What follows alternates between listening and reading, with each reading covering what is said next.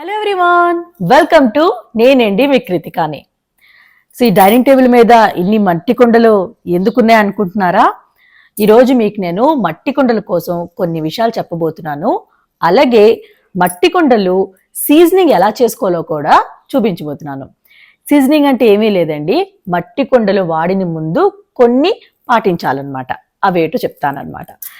And ఈ మట్టి కుండలు ఏవో ఫ్యాన్సీ స్టోర్లోని కొనినవి కాదండి. మా ఇంటి దగ్గర కొండలు చేస్తుంటారనమాట, వాళ్ళ దగ్గర తెచ్చాను. మట్టి కొండలు పెద్ద పెద్ద షోరూంలోనే కొనాలని ఏమి లేదండి.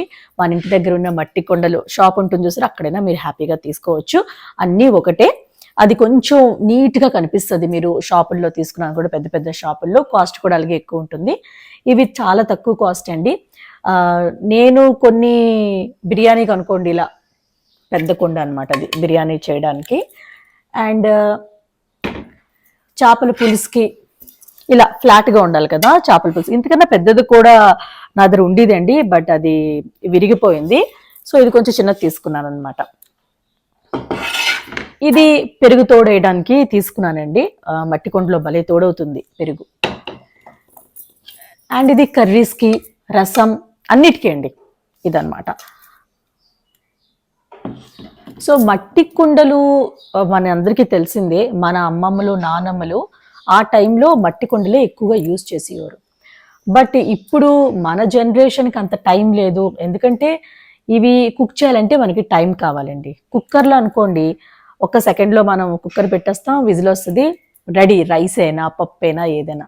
బట్ అదంత హెల్దీ కాదు. కుక్కర్లో ఎప్పుడైనా ఏది వండినా అంత హెల్దీ కాదండి. బట్ మన దగ్గర టైం లేక అందరూ అదే చేస్తున్నాం.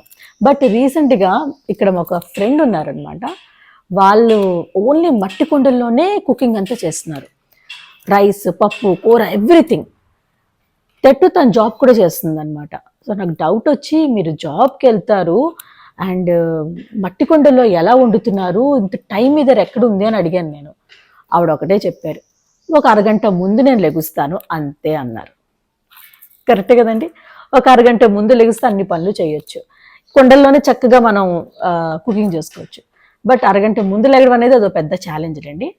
నేను కూడా అనుకుంటుంటాను, ఆవిడ మాట విని తర్వాత చాలా ఇన్స్పైర్ అయ్యి అరగంట ముందు లెగిసి అన్నీ మట్టి కొండల్లోనే వండుతానని. కుదరదు, ఒక్కొక్కసారి చేస్తాను, చేయను. బట్ ఫ్యూచర్లో అయితే డెఫినెట్గా అలవాటు చేసుకుంటాను. మెల్లిమెల్లిగా వెళ్తున్నాను, కొంచెం కొంచెం కుకింగ్ చేస్తున్నాను. డెఫినెట్గా మాత్రం నేర్చుకుంటాను. మీరు కూడా ట్రై చేయండి. ఒక్కసారి మనం లైఫ్ స్టైల్ మార్చుకోలేం, బట్ మెల్లిమెల్లిగా స్టార్ట్ చేయండి. ఈ మట్టి కుండల్లో ఫస్ట్ ఆఫ్ ఆల్ అండి, హెల్త్కి చాలా మంచిది, మనందరికీ తెలిసిందే. అండ్ టేస్ట్ కూడా చాలా బాగుంటాయి. ఇందులో మీరు బిర్యానీ వండిన, చేపల పులుసు వండిన భలే ఉంటుందండి. నాకైతే కుండలో చేపల పులుసు చేసుకోవడం చాలా ఇష్టం, ఇలాంటి మట్టి కుండల్లోని. అండ్ మనందరికీ తెలిసిందేనండి, ఇప్పుడు మనందరూ నాన్ స్టిక్కి బాగా ఎడిక్ట్ అయిపోయాం. ఇప్పుడు నేను కాదులేండి, కొంచెం నేను మారాను. నాన్ స్టిక్ నుంచి స్టీల్ కడాయిస్ అన్నీ తీసుకున్నాను, క్యాస్ట్ ఐరన్ తీసుకున్నాను. క్యాస్ట్ ఐరన్ స్టీల్లోనే ఎక్కువ వండుతున్నాను. నాన్ స్టిక్ మానేశాను అని నేను అనలేను. అప్పుడప్పుడు ఏదో 10 డేస్కో, వీక్లీ వన్స్ కర్రీ బట్టో అలా నేను నాన్ స్టిక్ యూజ్ చేస్తాను. అంటే నేను రవ దోశలు వేసాను అనుకోండి, నాన్ స్టిక్ ప్యాన్లోనే వేస్తాను అనమాట. ఎందుకంటే నాకు రవ దోశలు నాన్ స్టిక్ ప్యాన్లో బాగా వస్తాయి అనిపిస్తుంది. క్యాస్ట్ ఐరన్ తవా ప్యాన్ కూడా ఉంది, బట్ అందులో కన్నా నాకు ఇది ఈజీగా ఉంటుంది. ఎందుకంటే మన లేడీస్ ఎన్ని పనులు చేస్తాం కదండి, ఈజీ వే కొంచెం ఎత్తుకుంటాం అనమాట. మనం నాకు తొందరగా అయిపోద్దిలే, అంతసేపు ఎవరు ఉంటారు అని అనుకొని. బట్ క్యాస్ట్ ఐరన్ స్టీల్ కూడా చాలా బాగుంటాయండి, నేను యూజ్ చేస్తున్నాను. ఎప్పుడైనా చూసి నేను ఆ వీడియో కూడా పోస్ట్ చేస్తాను, ఈ క్యాస్ట్ ఐరన్ స్టీల్ కడాయిస్ ఎలా యూజ్ చేయాలో. క్యాస్ట్ ఐరన్ కడాయి బాగా యూజ్ చేస్తానండి, నాన్ స్టిక్ కడాయి కన్నా చాలా బాగుంటుంది. అంత బాగా ఫ్రై అవుతాయి అనమాట, ఏ ఐటమ్ అయినా అస్సలు స్టిక్ అవ్వదు. అది మీకు నెక్స్ట్ వీడియోలో చెప్తాను. ఈ వీడియోలో మాత్రం మనం ఈ మట్టి కుండల కోసమే మాట్లాడుకుందాం. అయితే మట్టి కుండల్ని వాడిన ముందు, స్టార్ట్ చేసిన ముందు ఎలాగా సీజనింగ్ చేసుకోవాలో, ఓకే, ఆ వీడియో నేను మీకు మొత్తం సీజనింగ్ చేసి చూపిస్తానండి. సో దట్ మీకు ఐడియా వస్తుంది. ఇలా మాటల్లో చెప్పిన కన్నా నేను కొత్త కుండలు తీసుకున్నాను అనమాట. సో దాంతోనే మీకు నేను సీజనింగ్ చేసి చూపిస్తాను. సో దట్ మీకు క్లియర్ కట్గా ఐడియా వస్తుంది. ముందుగా ఒక టబ్బు తీసుకొని దాన్ని నిండగా నీళ్ళు పోసుకోవాలి. ఇప్పుడు ఈ మట్టి కుండలన్నీ ఈ టబ్బు లోపల, అంటే నీటి లోపల వేసుకోవాలి. కొండలన్నీ ములిగినట్టు వేసుకోవాలండి. అండ్ 24 గంటల పాటు ఈ కొండలన్నీ నీటిలోనే ఉంచుకోవాలి. మీరు వెంటనే యూజ్ చేశారనుకోండి సీజనింగ్ చేయకుండా, తొందరగా ఈ మట్టి కుండలన్నీ పాడైపోతాయండి. ఇలా సీజనింగ్ చేసిన వల్ల అంటే 24 గంటలు నీటిలో ఉంచిన వల్ల 2-3 సంవత్సరాల వరకు ఈ మట్టి కుండల్ని హ్యాపీగా మీరు యూజ్ చేసుకోవచ్చు. 24 అవర్స్ తర్వాత నేను ఈ కుండలన్నీ నీటి నుంచి తీసేసుకుంటున్నానండి.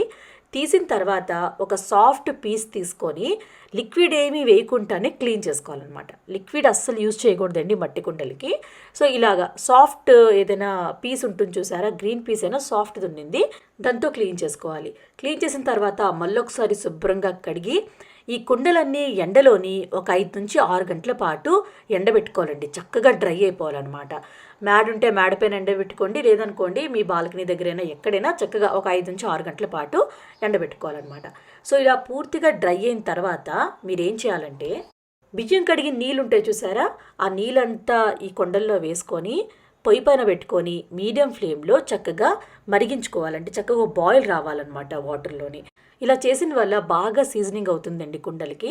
సో ఇలా బాగా మరిగిన తర్వాత ఈ వాటర్ అంతా పారేసి మళ్ళొకసారి ప్లెయిన్ వాటర్తో కడిగి నార్మల్గా ఫ్యాన్ కిందైనా, ఎండలో ఎండబెట్టాల్సిన అవసరం లేదండి, నార్మల్ ఫ్యాన్ కిందైనా చక్కగా ఈ కొండ అంతా డ్రై అయిపోవాలన్నమాట. అప్పటి వరకు డ్రై చేసుకోవాలి.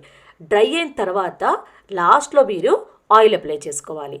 ఆయిల్ మొత్తం కొండంతా అప్లై చేసుకోవాలండి. వెనక్కి అప్లై చేసుకోవాలి, ముందుకి అప్లై చేసుకోవాలి. అప్లై చేసిన తర్వాత ఒక 1-2 గంటలు అలా వదిలేయండి. ఆయిల్ అంతా ఈ కొండ బాగా పీల్చేస్తుందండి, మొత్తం డ్రై అయిపోద్ది అనమాట కొండ. అండ్ మీరు ఇంకా యూజ్ చేసుకోవచ్చు హ్యాపీగాని.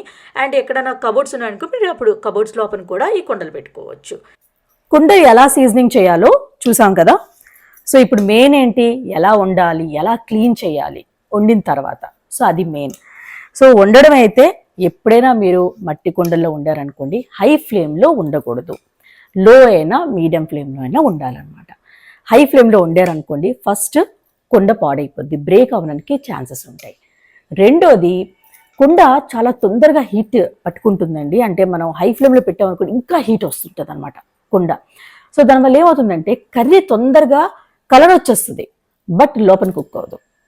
అందుకే మీరు మీడియం అయినా లో అయినా చక్కగా ఫ్రై చేసుకోవచ్చు, అంటే ఏదైనా.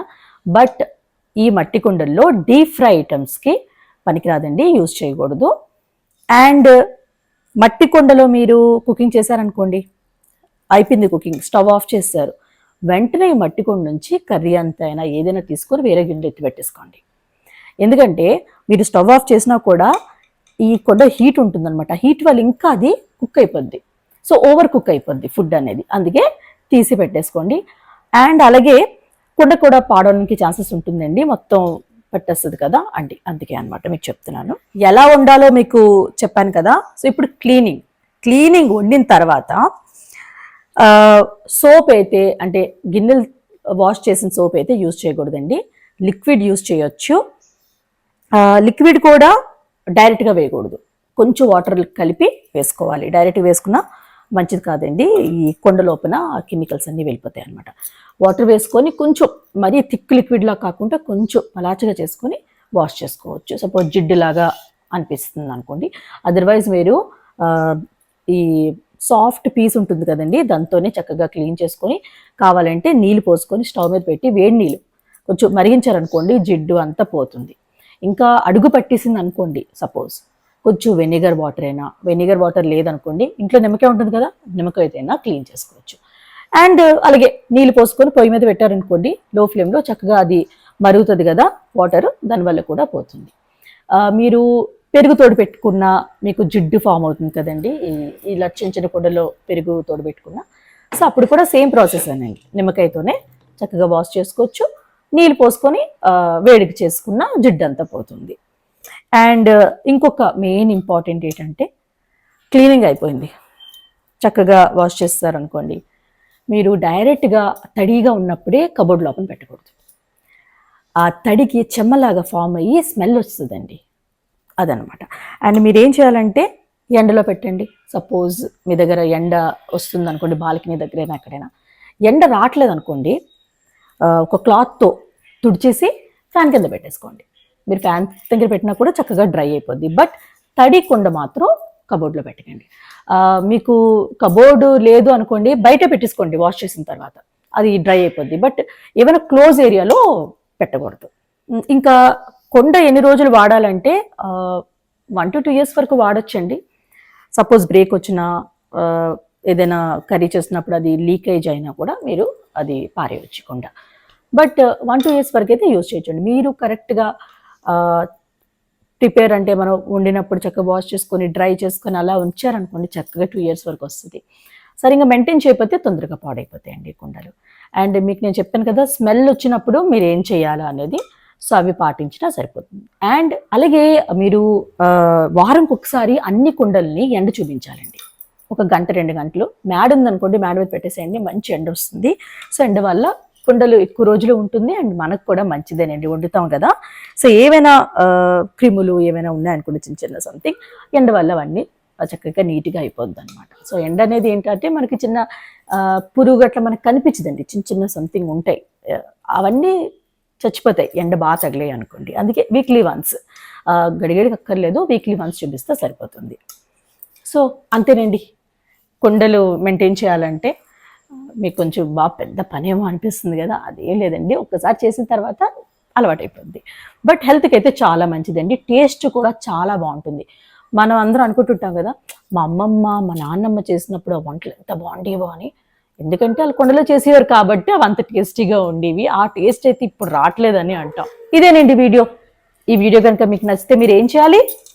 ఒక లైక్ చేయాలి, షేర్ చేయాలి, కమెంట్ చేయాలి. అండ్ నేనండి మీ కృతికా ఛానల్కి సబ్స్క్రైబ్ కూడా చేయాలి. చేస్తారు కదా? సో మన నెక్స్ట్ వీడియోలో మీట్